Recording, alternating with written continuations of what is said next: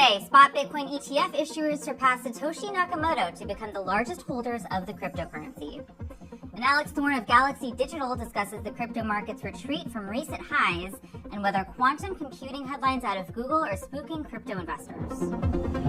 As of noon Eastern, Bitcoin lost 1.5% and was trading at $96,330. Ether fell 6% to $3,600, and XRP tumbled 12.5% to $2.09.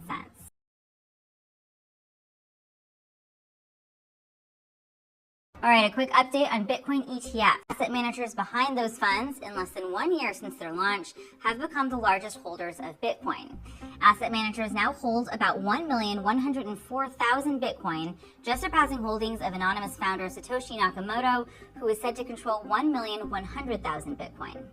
Asset managers hold about 5% of all Bitcoin, and Bitcoin makes up 1% of assets under management across all ETFs.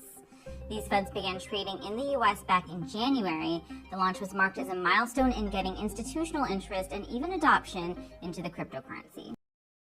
All right, for our main story, I spoke with Alex Thorn, head of firm-wide research at Galaxy Digital, about the crypto market's recent retreat. I also asked him about a headline from Google that had some crypto investors up in arms.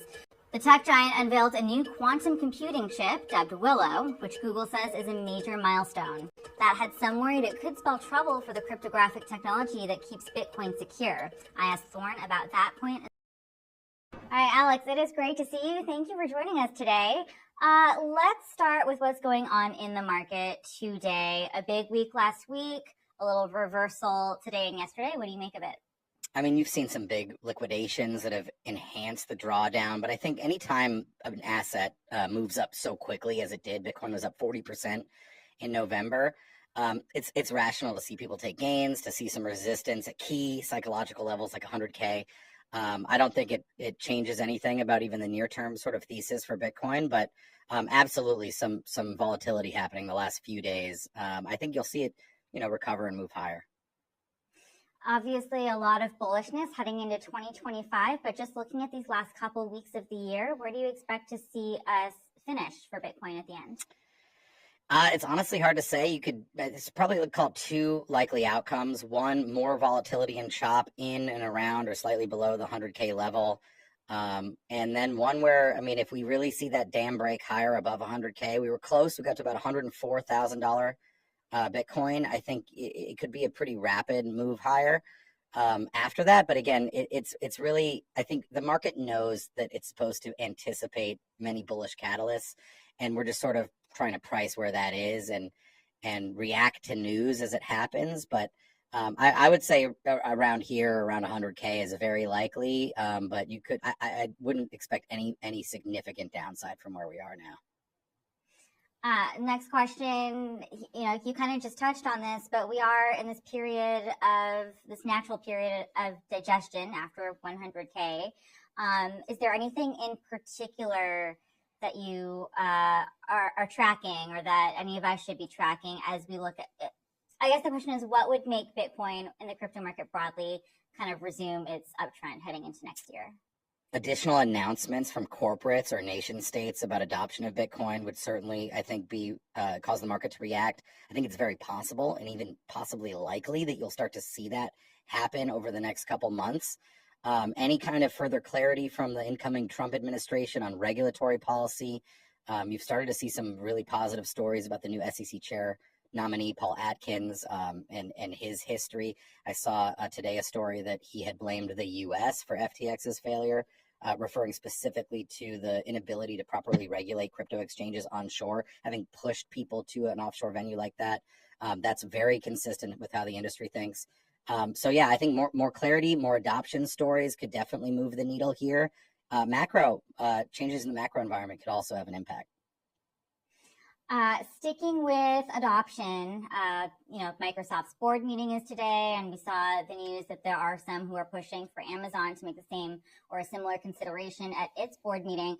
I've been following Dennis Porter at Satoshi Action Fund and the work that he's doing with individual states who have been in talks with him about introducing strategic Bitcoin reserve legislation in their individual states. What do you make of that as a trend or as a potential trend? I know that there's been so much debate because of how exciting it's been around, if the U.S. should do a strategic Bitcoin reserve, if it will do it first, if it will do it at all. But, if you do start to see those states move the needle a little bit faster, what kind of impact do you expect that to have on Bitcoin? Yeah, I haven't seen any states actually pass those bills, but I have seen some introduced. Um, it really depends. I think at the state level, um, various states have different ways of managing, whether it's pension assets or other balance sheet assets, right? States have to manage and balance their budgets. The U.S. government certainly does not. It's shown that it doesn't do it. So it's a little bit of a different story, I think, between states and like a sovereign that issues the currency itself.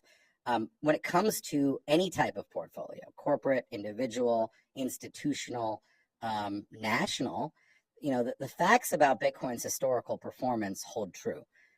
Adding a small amount of Bitcoin exposure can dramatically increase the Sharpe or Sortino ratios of a general portfolio, whether that's $100 or $100 million. That's why we've seen, for example, some state pension funds like the State of Wisconsin Investment Board make an allocation through the Bitcoin ETFs.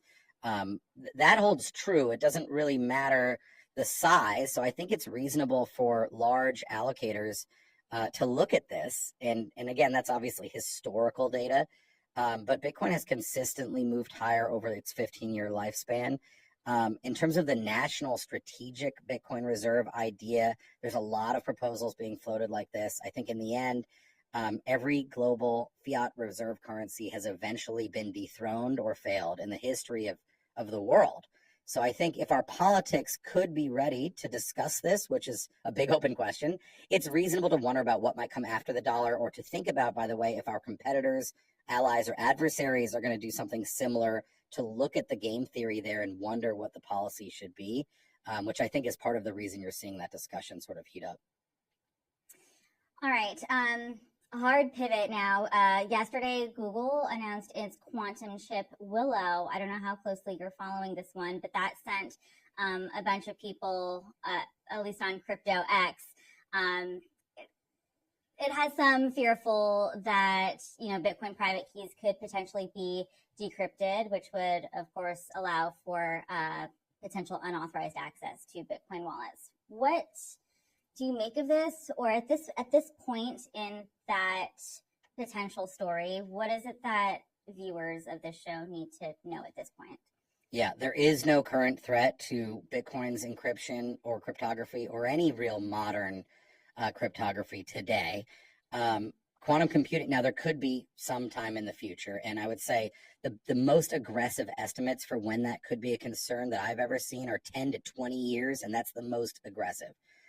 The idea, look, Bitcoin uses two types of encryption, ECDSA, which it secures Bitcoin addresses, and SHA-256, which is what miners compute on in order to add blocks to the network, right? My understanding is at 105 qubits, which is what Google announced with Willow, ECDSA and SHA-256 could take anywhere between 1 or 100 million qubits, 1 million or 100 million. So we're not remotely close to this actually being a possibility. And I should point out that Bitcoin is very difficult to change and upgrade. That is by design, but it doesn't mean that it can't be upgraded. And I think Bitcoin developers are starting to slowly think about how to upgrade Bitcoin to be more quantum resistant. But again, it's not a fear anytime soon.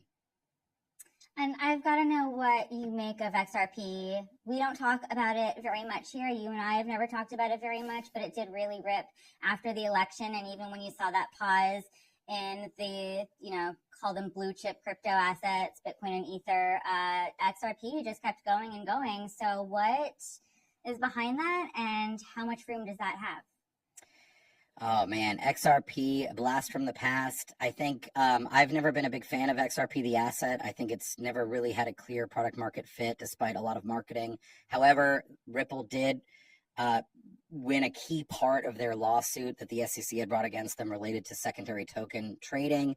And I think it's, it could be one of the biggest beneficiaries in a change in posture from the SEC. I think it was the biggest issuer of tokens that had been sued. So I think it makes sense if as the sort of biggest target by the SEC, if the SEC totally reverses its posture on these questions, for XRP to be one of the biggest winners from it.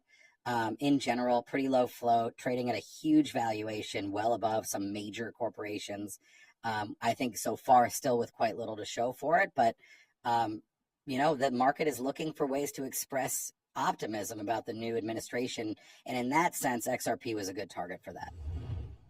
Okay, that's all for Crypto World today. We'll be back again tomorrow, and we'll see you then.